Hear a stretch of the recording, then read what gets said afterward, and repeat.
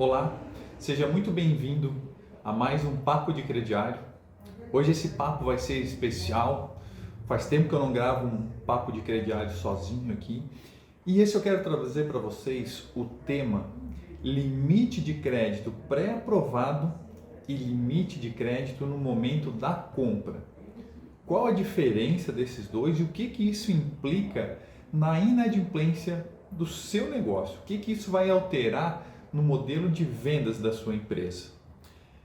É muito importante a gente entender primeiro esses dois aspectos. O que quer dizer um limite pré-aprovado? Um limite pré-aprovado é quando a gente diz para o cliente, a gente gera uma condição para o cliente, onde tem, por exemplo, um limite de R$ 500 na loja e ele pode comprar isso da maneira que ele entender melhor. Ele pode comprar em 10 vezes, em 5 vezes, enfim. Como ele pretende utilizar o limite não é a questão que a loja vai verificar, e sim se a compra está dentro do limite que foi realmente pré-aprovado. Quando a gente fala de limite no momento da compra, na verdade o termo correto é análise de proposta. Então a gente tentar identificar o limite que esse cliente tem em cada compra, identificar qual vai ser o perfil de comportamento desse cliente em cada compra, ok? Então é importante ficar claro isso aqui. E por que a gente tem que fazer isso de uma maneira diferente? Porque os clientes, o consumidor, ele possui um perfil de consumo diferente. Cada um tem as suas particularidades. Uma parte da carteira a gente até consegue dar um limite de crédito pré-aprovado, mas uma outra parte não. Essa outra parte a gente tem que analisar o cliente compra a compra. E esse é um paradigma enorme que a gente tem nas lojas aí quando a gente está tratando desse modelo. Porque tem muita gente que acha que o modelo correto é eu vou dar um limite para o cliente, independente de como ele vai comprar, o que ele vai comprar, da maneira que ele vai utilizar esse limite, mas ele tem que saber o tanto que ele pode gastar na loja. É assim que funciona. Boa parte das lojas entendem dessa maneira. Quando na verdade o correto é entender que existem perfis de clientes, perfis de consumidores na loja que você consegue trabalhar dessa maneira. Mas existe uma outra maneira, uma outra parte desse público que compra no crediário que o risco da operação é muito alto. E aí a gente precisa identificar os clientes que a gente consegue tratar dessa maneira, que a gente entrega uma excelente experiência, eu concordo plenamente com isso, É muito melhor você ter um cliente que tem um limite pré-aprovado na loja, por exemplo, e que ele vai ter aquela experiência. Lá na loja do João eu tenho R$ 1.000 de limite. Do que ele falar, lá na loja do João eu só sei se eu vou conseguir comprar no momento do caixa. Mas veja da seguinte maneira. Uma parte considerável da sua parcela de clientes, você vai conseguir entregar essa experiência. Numa média, aí, algo em torno de 60% a 70% das vendas dos clientes. Mas uma outra parte, esses 30%, você tem que entender que talvez seriam vendas que, se você fosse dar um limite pré-aprovado, você negaria essas vendas. Então você está pegando esses 30% e tentando encontrar uma maneira de dar a oportunidade dele comprar na sua loja. É claro que depois que ele tiver uma questão de um histórico melhor na loja, ele pode vir ser um cliente com limite pré-aprovado. Claro que não na sua totalidade desses clientes, tem clientes que vai ser por todo o período da vida ativa dele na sua loja, ele vai ser um cliente com limite de proposta, ou seja, a análise vai ser sempre na proposta, porque ele sempre vai ter um risco alto na operação do crediário. Eu vou explicar isso para vocês compartilhando a tela do meu computador, que acho que vai fazer muito sentido para esse ponto específico. Então vamos lá, vamos primeiro, pessoal, aqui na tela do computador, identificar e tentar apresentar para vocês o que é um score de cliente e um score de proposta. Eu já gravei um vídeo falando sobre isso, tá? Mas eu acho interessante a gente trazer aqui para esse papo de crediário essa situação também. O score de cliente ele serve basicamente para que a gente tenha, por exemplo, aqui, o limite sugerido do cliente. Tá?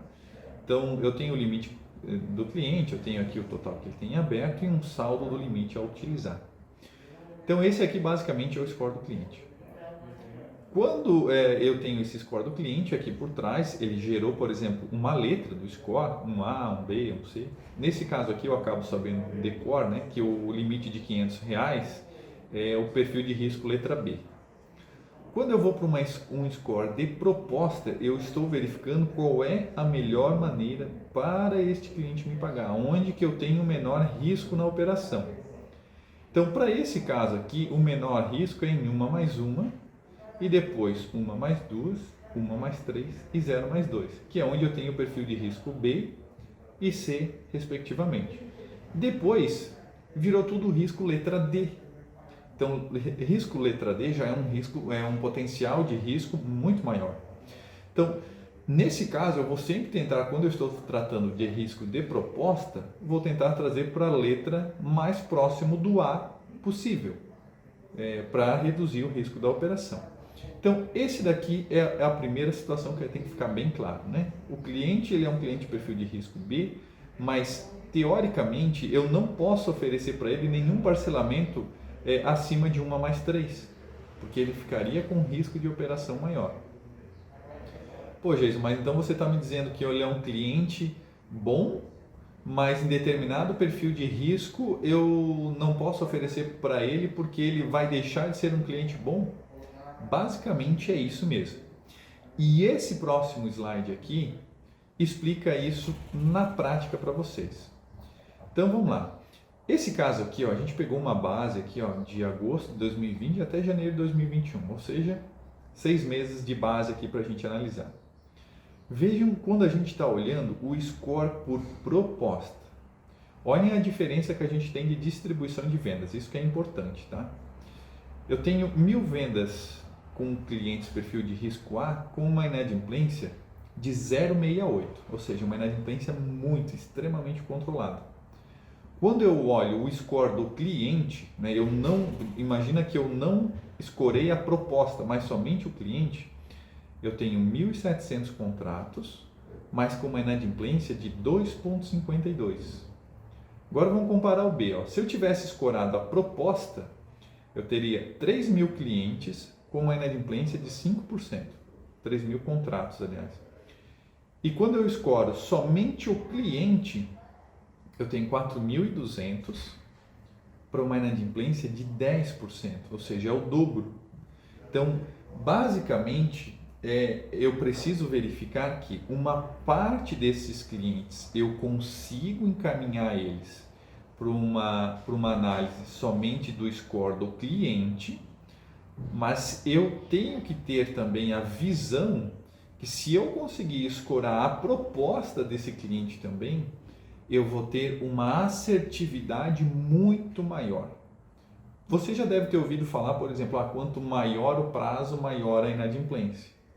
Então, claro que o score ele vem para calibrar isso, né? Não necessariamente todos os clientes que compram num parcelamento maior são clientes que vão ficar inadimplentes. Mas a tendência natural é que esse cliente tenha probabilidade maior de passar por alguma situação financeira. Por exemplo, ele pode perder um emprego em 10 meses, né? Claro que ele pode perder em 4 também, mas o período é menor. Em 10 meses a gente tem alteração de clima, principalmente aqui no sul, alguém da família pode ficar doente. Então é necessário entender esse perfil de comportamento dos clientes também por proposta. E existe, pessoal, uma matriz que a gente trata exatamente de mostrar essas informações para vocês, que eu vou compartilhar com vocês aqui também. Nessa tabela aqui, o que eu estou mostrando para vocês? Estou mostrando o score do cliente aqui na esquerda versus o score da proposta deste cliente. Então, ele é um score com duas réguas, vamos dizer assim. Então, a gente está escorando o cliente proposta e escorando cliente. Então, digamos o seguinte, quando eu tenho a letra A, por exemplo, independente de como for o meio que esse cliente quer fazer, se ele quer fazer em 6 vezes, em 10 vezes no crediário, Ele é um cliente A, eu aprovo totalmente. Agora, quando ele for um B, por exemplo, nesse caso específico aqui, se a proposta dele representar um risco E, eu nego. Por quê? Porque está representando 6,5% de inadimplência. Então eu vou cuidar um pouco mais. Ou seja, toda essa parte dos clientes aqui, ó, que estão acima dessa faixa aqui, desse risco preto, eu tenho o limite pré-aprovado. Ou seja, eu estou trabalhando com esse cliente no modelo de melhor experiência dele. Veja que a gente tem um limite pré-aprovado até para o cliente perfil de risco letra D. Então aqui é uma inadimplência que na operação que eu coloquei aqui como exemplo, eu quero trabalhar com uma inadimplência máxima de 5%. Então é até aqui que eu vou com esse perfil aqui. É claro que se eu dividir as vendas, né, pelo perfil de inadimplência com no máximo 5, a inadimplência vai ser bem menor do que 5, porque eu tenho uma galera aqui que a inadimplência é menor do que 1, menor do que 2%, né? Então eu coloquei o limitador 5% aqui. Como a loja, dependendo do modelo de negócio, tem um markup maior, às vezes poderia suportar um limite pré-aprovado para esses clientes com até 5, 5,5 aqui. Então ampliaria a quantidade de clientes que tem um limite pré-aprovado. Mas eu não posso, por exemplo, pegar um cliente que ele é um perfil de risco letra D e aprovar ele automaticamente. Por quê? Com um limite pré-aprovado. Porque mesmo ele sendo um D com um B, eu tenho a inadimplência de 7,71 para esse cliente. Ou seja, é um risco muito alto para a operação de crediário. Mas eu tento trazer de uma maneira aqui para vocês, exemplificar, que eu estou tentando buscar a maneira de dar a maior aprovação possível na operação de crediário. Então, a gente vai fazer isso da seguinte maneira, olha, tem uma quantidade significativa de clientes que vão ter o limite pré-aprovado, com uma baita experiência dentro da loja. Mas uma outra parte a gente vai analisar caso a caso, ok? Quando a gente trata disso aqui, o que a gente está fazendo? A gente está deixando a inadimplência controlada e dando a oportunidade para a loja ter o maior faturamento possível na operação de crediário, ok? Então, basicamente é isso que a gente tem que trabalhar na loja. É essa a visão que você tem que ter do seu negócio. A operação do crediário dessa maneira, ela vai ser totalmente diferente daquele modelo cultural que a gente tem há muito tempo, que o cliente chega na loja, o crediarista faz a análise e eu tenho um limite de tanto. Dessa maneira que eu apresentei aqui para vocês, vocês vão ter o limite de crédito uniformizado em todas as lojas, né? Imagina quem tem redes aí, né? Então você vai ter o limite uniformizado, né? É uniforme para todas as lojas, e a inadimplência também uniforme. Ou seja, o modelo que você aplicar aqui, você pode aplicar para todas as lojas ou individual. Em determinada loja, Jason, esse cliente perfil de risco letra D aqui, eu não quero aprovar. Não quero dar limite pré-aprovado para esse cliente. Vai ser todo mundo por proposta. Quando eu chegar na cor cinza, por exemplo, é uma situação que eu não dou condições, por exemplo, para que o gerente da loja, por exemplo, faça a autorização da venda. Por quê? Porque tudo que está na cor cinza aqui representa um risco acima de 12%. Ou seja, o sistema vai negar essas propostas automaticamente. Normalmente a gente está falando aqui algo que representa entre 3% a 4% do faturamento da loja. Ou seja, são as vendas que a loja realmente não deveria ter feito. A parte laranja aqui e a parte vermelha são as vendas, por exemplo, que poderia deixar uma senha na mão de um gerente ou que essa autorização seja na matriz para avaliar caso a caso de quando deve ou não fazer uma autorização da venda, certo? Então, a operação do crediário ela fica muito mais rápida e muito mais assertiva, passando maior segurança para o lojista, para o proprietário da loja, de como conceder crédito, de como manter a operação de crédito. E para finalizar, pessoal, aqui, né, esse papo que a gente está aqui tratando realmente sobre essa diferença, isso daqui implica também muito na operação de cobrança. Tá? Por que isso aqui muda a operação de cobrança? Você já deve ter se questionado diversas vezes, né? Qual é o cliente que eu preciso cobrar primeiro? É o cliente que está mais tempo vencido ou é o cliente que tem o maior valor em aberto?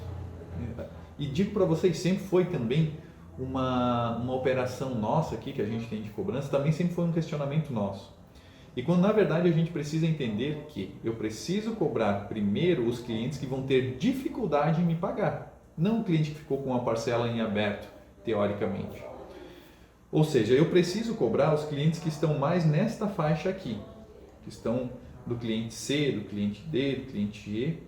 E esses clientes aqui eu posso esperar um pouco mais. Mas para isso tem uma outra escoragem também, né? Eu tenho uma escoragem do cliente que vai para a cobrança. Mas de qualquer maneira, para exemplificar, a gente pode usar essa mesma planilha aqui, essa mesma tabela. Esse cliente aqui, o risco da operação é menor, então eu tenho uma condição de aguardar ele um pouquinho mais. Ao contrário desse cliente aqui, que antes do vencimento da parcela eu já vou iniciar a cobrança desse cliente. Ou seja, com 5 dias antecipado eu já começo a encaminhar, por exemplo, o SMS de cobrança. E para esses clientes aqui eu vou fazer essa operação com 25 dias de atraso, porque ele não representa risco na operação de crediário, certo? Então, espero que tenham realmente visto essa questão aqui como algo que auxilia vocês na questão do crediário, né? É muito importante que vocês mudem esse paradigma. Não se trabalha mais da maneira antiga de dar um limite pré-aprovado para todo mundo. É preciso entender quem pode e quem não pode ter um limite pré-aprovado. Se você conseguir fazer isso, você amplia a quantidade de pessoas que você pode dar crédito.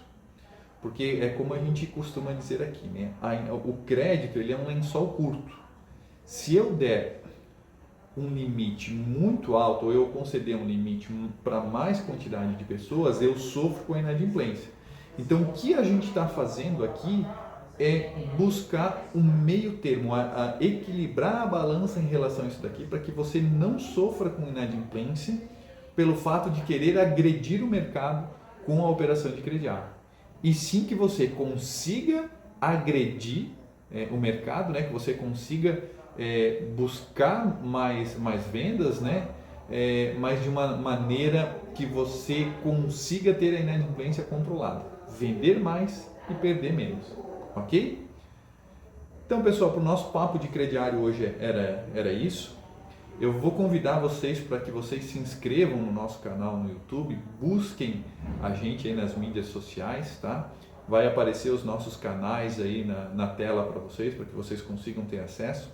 No meu LinkedIn eu também coloco bastante conteúdo a respeito de concessão de crédito.